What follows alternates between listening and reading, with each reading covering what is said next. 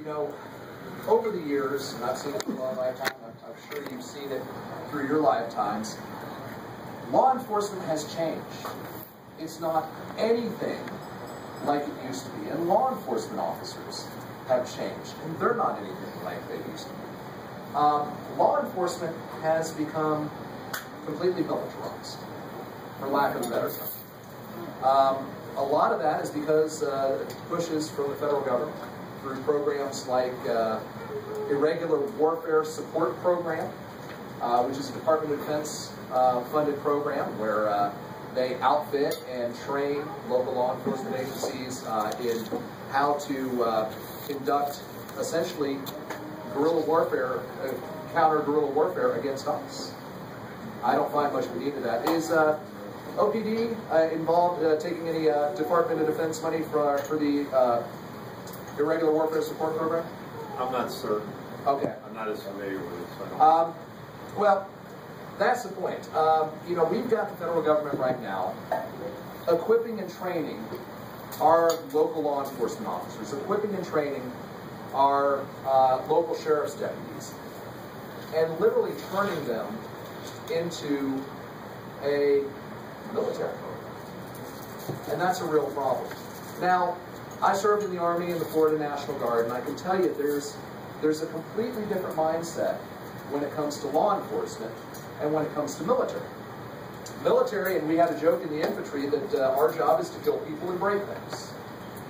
Law enforcement is to protect and serve. And to take that a step deeper, it is to protect and serve the life, liberty, and property and the inalienable rights of the people of the community. Two vastly different jobs. Yet, with the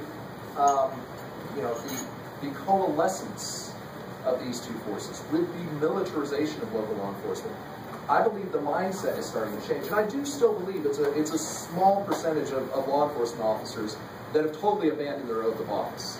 But I also believe that there's a good number of law enforcement, I know many, I have many dear friends in law enforcement, who are just silent. And that is probably the biggest problem right there. It's not the bad guys in law enforcement. It's the silent ones. It's the guys who, you know, see one bad cop on the force that's beating that guy down for no reason, or shooting that, you know, tail-wagging, floppy-tongued dog in the head for no good reason, or beating up on some kids for no good reason. You're not doing anything. And that's a problem. And one of the things that I hope that through organizations like this, that we're out there not only holding the bad guys accountable, the bad law enforcement officers accountable, but to the good law enforcement officers, the ones who truly want to uphold their oath of office, the ones who truly want to protect and serve. We're giving them an opportunity to do the right thing. Now, I didn't want to really come here to get campaign any, but I think it's important to talk about how I view accountability in government. And one of the first things, in fact, on day one of the things I will do with elected is I will put a webcam in my office. And any meeting that I hold with any legislator, any special interest group, any lobbyist, is going to be streamed live over the internet. Because I am a public servant if elected governor. So I think it's a great idea that we pass legislation here in Florida that all law enforcement officers wear lapel caps. Yay. This is a protection for the people of Florida and a protection for law enforcement. And it's also perhaps that one thing that the good silent law enforcement agents out there, it may be that one thing that makes them say, you know what, today's the day I'm going to take a stand against that one guy who's causing all the problems. That one guy who I should have stood up to years ago, who I should have turned over into internal affairs, who I never should have covered for, who I should have stopped him from violating those people's rights. Maybe that's going to be the edge. Maybe that's what's going to reverse the trend of our local law enforcement driving through our streets in armored vehicles, MRAPs and Bearcats. Maybe that's going to reverse the trend of doors being kicked in with automatic rifles and no-knock raids. Maybe that's the start of a return to law enforcement protecting and serving our life, liberty, and property, and defending our inalienable rights. That's why I want to commend all of you. What you are doing is a great thing. And I also can commend Ocala PD for coming out here today, because this is an opportunity.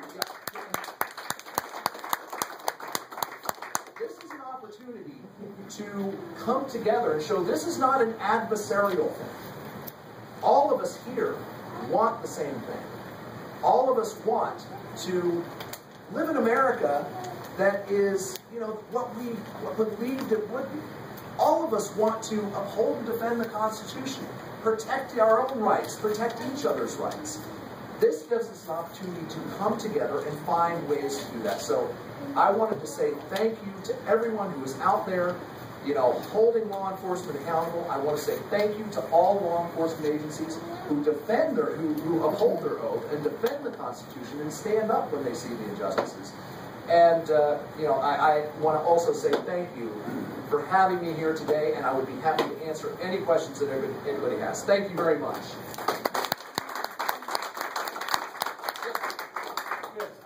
What's your view on nullification of the Western government? I am a strong proponent of nullification under the 10th Amendment to the United States Constitution. Can you stretch on that a little bit for people that Sure. One of the key components of my economic platform is completely revolves around nullification, and that is called the Florida Interstate Commerce Act. And what that says is that any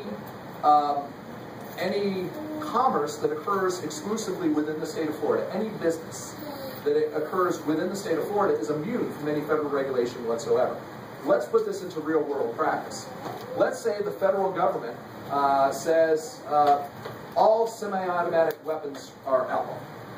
Well, here in the state of Florida, if we were to pass that act, we could say, well, fine, federal government, you can have that law. However, we have these manufacturers here in Florida that are manufacturing semi-automatic weapons, and they're only selling them in Florida. Therefore, under the 10th Amendment to the United States Constitution, under the Commerce Clause, you have no authority here.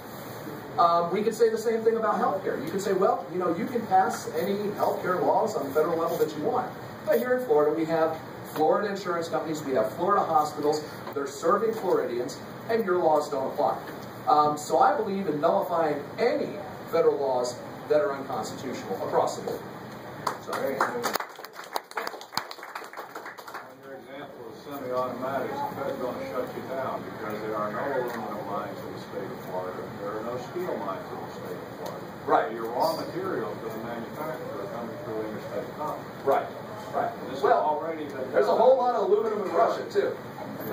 So here's the thing: there's a lot of places to get raw materials, and if we're just bringing in raw materials, we could set up a supply chain. And quite frankly, I don't think they're going to do that. Now, you have to keep in mind, Kansas has already done this for firearms. And I'll tell you what happened. When Kansas did their Interstate Commerce Act for firearms, it's exactly what I was talking about. Eric Holder, Attorney General, sent them a very strongly worded letter. And Kansas said, hey, Attorney General, go pound sand. And you know what? They didn't hear back again. They're doing it. That's what we have to do. You have to understand that, you made the point, actually. You only have the rights that you fight for. I believe that wholeheartedly. Florida needs to stand up for their rights. Individuals need to stand up for their rights.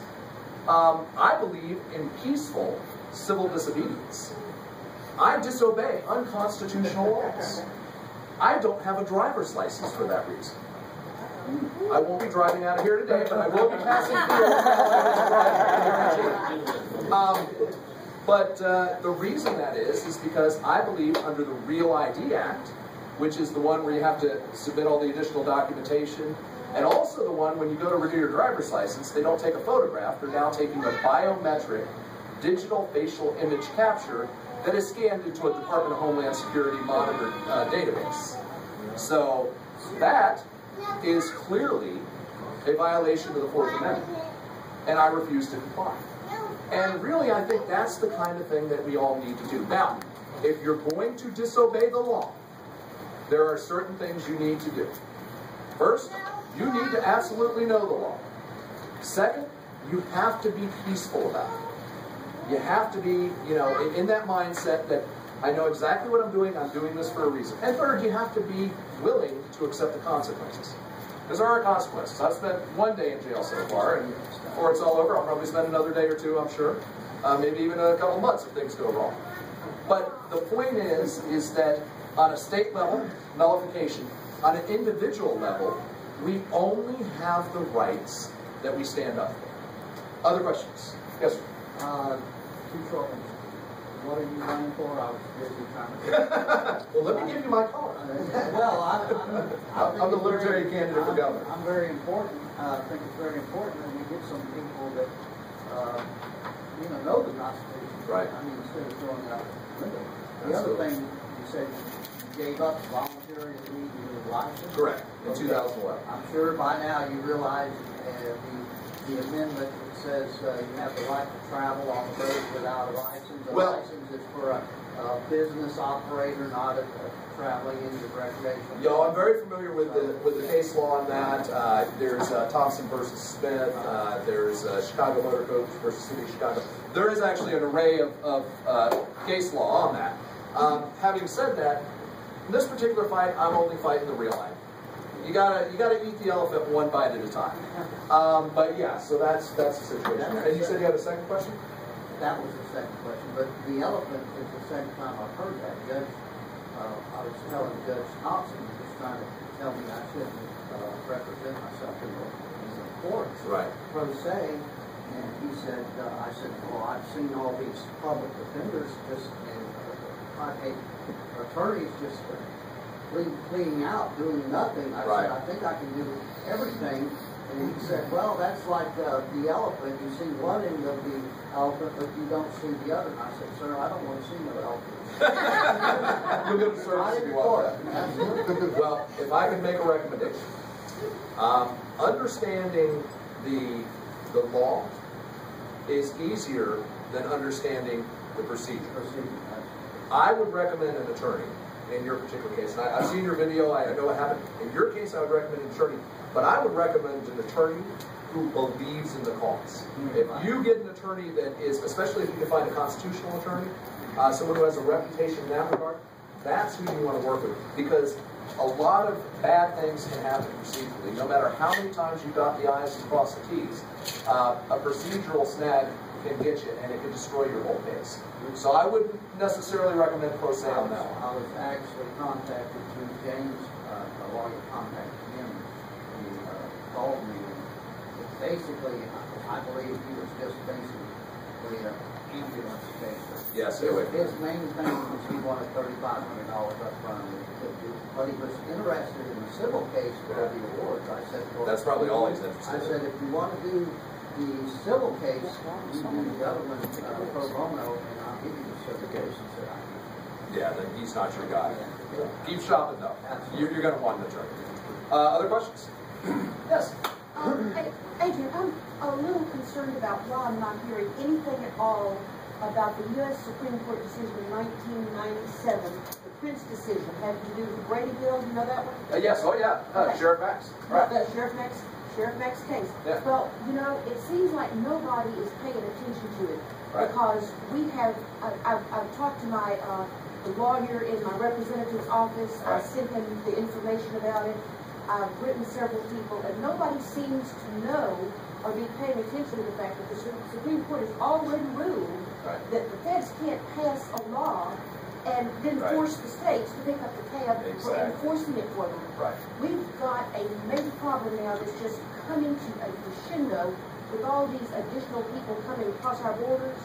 And it seems to me, I mean, I've had some interaction with people down in Pasco County. They're being put, the kids are being put into Pasco County. I don't know when they're going to, get put up here, but as near as I can That is happening in Pasco County right now. They're in a Apopka. They are in Apopka too? They're in Apopka. Yeah. As near as I can tell, somebody needs to be advising the local sheriffs to say, you can't do it here because we're not going to pay for it. Let me just say, without giving too much information away, I have spoken with several local sheriffs. We have some good guys out there. We have some guys that don't get it at all. And we have, kind of like I was talking about before, we have a lot of sheriffs that are on the fence and kind of just keeping their heads down and being silent. One of the first, if elected governors, one of the first things I'm going to do is have a sit down, probably, hopefully call a meeting of the Florida Sheriff's Association, get all 67 of them in a room and say, here's how we're going to handle it. Remind them that they are the highest constitutional authority within their given county. Remind them that it is their duty to defend the rights, the constitutional rights of the people that they serve against all enemies, foreign and domestic. And that means the state government, the federal government. If they, either of those are overstepping their constitutional bounds, it is the county sheriff that is the one to, lay down the final authority. And remind them that they are elected. Yeah, absolutely. But we do have a few good sheriffs. We've got some really, really corrupt sheriffs too. But unfortunately, there's not much as governor I can do about that, except maybe launch an FDLA investigation if they're actually breaking the law. Short of that, it's up to the people of the counties to get them out. Yes. Did you happen to question Blair? What's his stance on that? I'm curious. I haven't spoken with Sheriff Blair, so yeah. Yeah, probably so. From what I've heard, and I haven't met him personally, but from what I've heard, that would be my guess. He's kind of, middle of the road. So. Call them turtles. All right, let me get right here, and I'll come back to you. Yes, sir.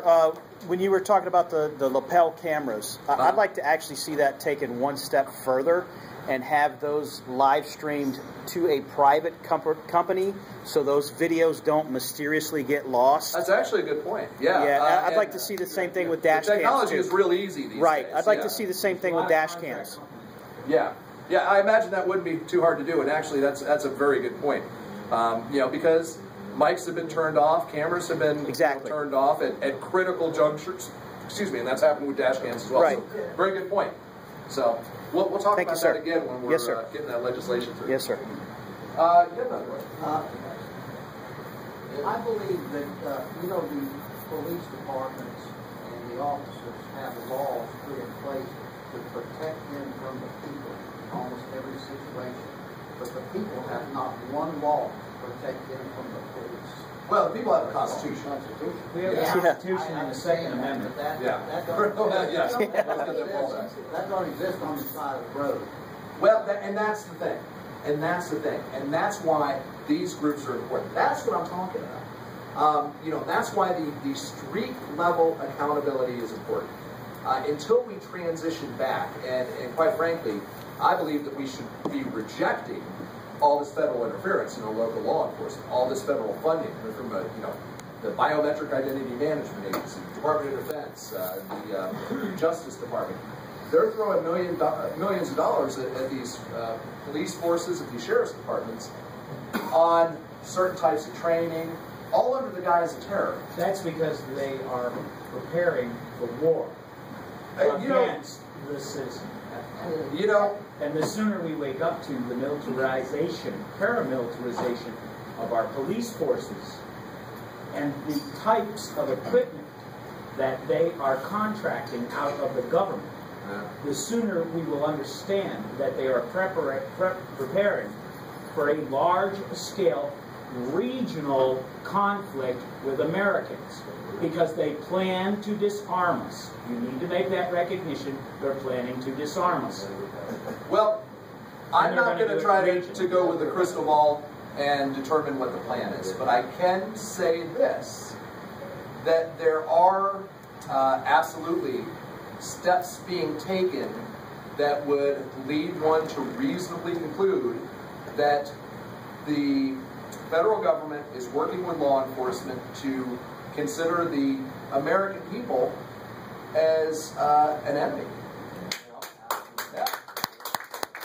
I mean, we were talking earlier about the National Defense Authorization Act. There you have, and if you haven't seen that, I'm talking about the National Defense Authorization Act of 2012, specifically sections 1021, 1022. And that act actually passed.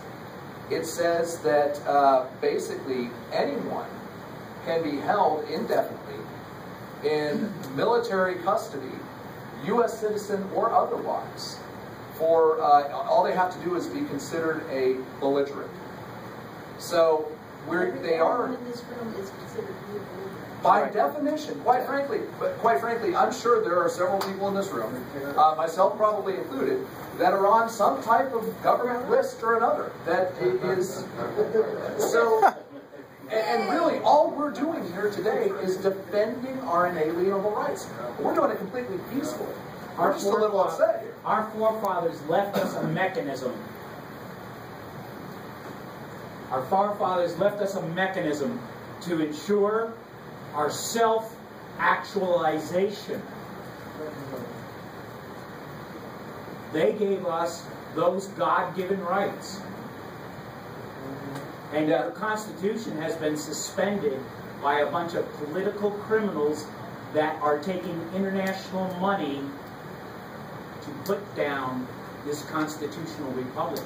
The sooner you wake up to it, the sooner you will be prepared. It's not so ominous, was it?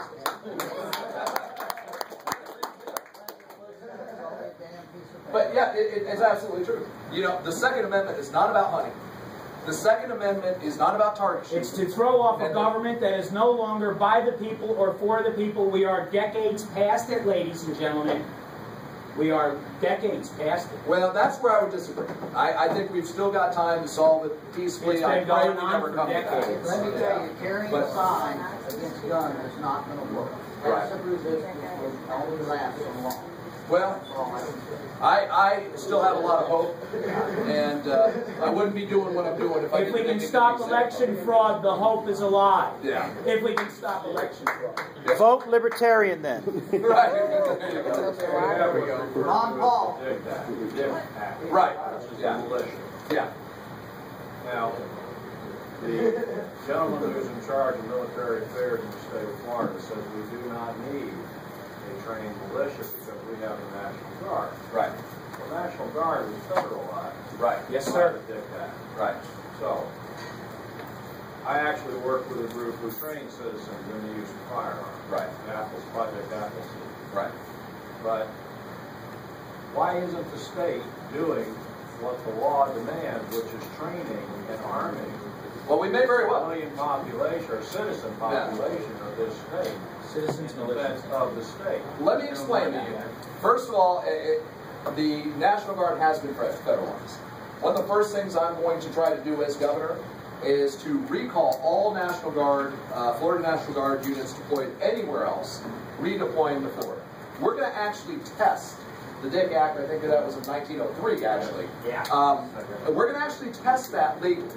We're going to try to restore Florida sovereignty over the Florida National Guard. It may not work. That may not work. Having said that, though, we've got another mechanism. Article 10, Section 1 of the state constitution says something very interesting. And this is actually something we can keep in our back pocket if we ever do have a problem with the federal government and restricting our gun rights. Article 10, Section 1 says that every able-bodied Floridian is a member of the state militia. Everyone in this room is a member of the state militia.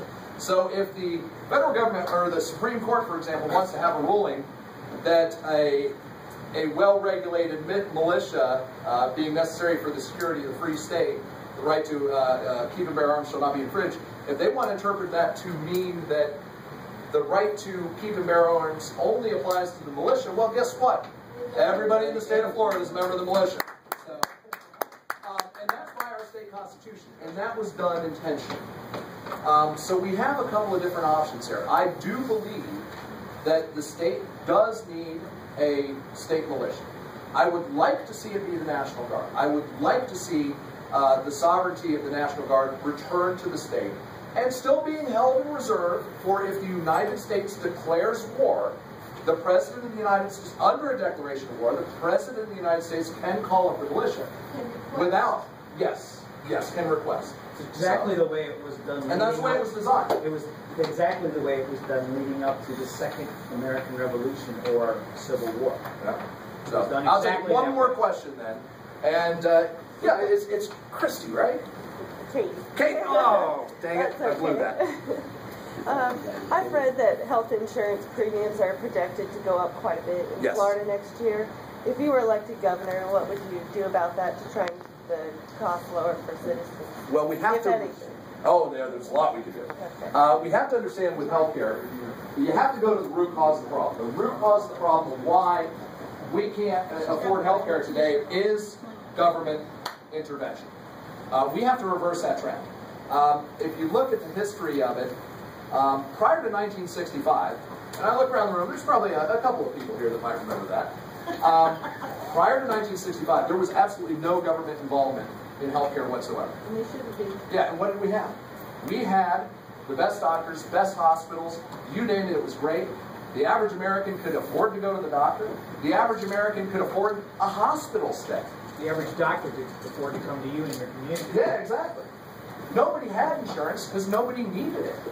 It was like, why do I need that? I can, go to the doctor, pay the doctor. Go to the hospital, I have to make a couple of payments, but nobody's going bankrupt. Then we had Johnson's Great Society. The government started to get involved in healthcare. And next thing you know, the prices got to the point where nobody could afford to pay their healthcare directly. Everybody had to have insurance. Fast forward 20 years, now we've gotten to a point where not only can we not afford the healthcare itself, we can't afford the insurance premiums to pay for the healthcare that we can't afford. What is government solution? Well, then we need more government. Obviously, that's a problem. We need to reverse that. Now, again, under the concept of nullification, we don't have to implement federal laws that are unconstitutional. Article 1, Section 8 does not give Congress the authority to mandate to you that you have to buy health insurance. We can ignore it. We can get rid of it. Under my Florida Interstate Commerce Act, we will have actual insurance companies that operate within the state of Florida, charge market rates. We will go back to the practice of it. If a doctor wants to charge a more competitive rate, they can. We'll reintroduce competition. Right now, a doctor, you could go to a doctor, you could have a family friend that been a family friend for 30 years, they're a doctor, and you want to go to them and they want to cut you a deal, they want to take care of you, they want to give you free service. They can't, by law. They can't charge you any less than they would charge Medicaid or Medicare or under some other government mandated program. Charity hospitals are gone for that reason.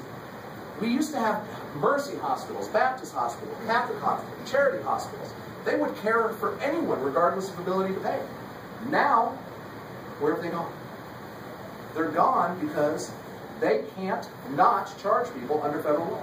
They can't give them a discount. So the secret is, nullify it on the state level, let's get back to competition, you'll see the prices drop dramatically, and the doctors will be happy about it. They hate the insurance process. I talk to a lot of doctors, they would love to see this gone. They would love to be able to charge their patients market rate, and they would love to be able to have their own little pools where say, hey, look, here's the deal. I'll be your family doctor. I'll take care of everything other than, an operation. And you pay me $50 a month. You come in whenever you have cold, family has anything. There's doctors that want to do that. They can't under law. So those are the kind of things that we need to get back to. More free market solutions. Let's libertarians look at things and say, we have a problem. We should try to solve this problem with more freedom instead of more government. Unfortunately, Republicans and Democrats, they always go more government first. So, but anyway, I think that's all I have time for. I don't want to take up any more of your time. Thank you so much for having me. I really appreciate it.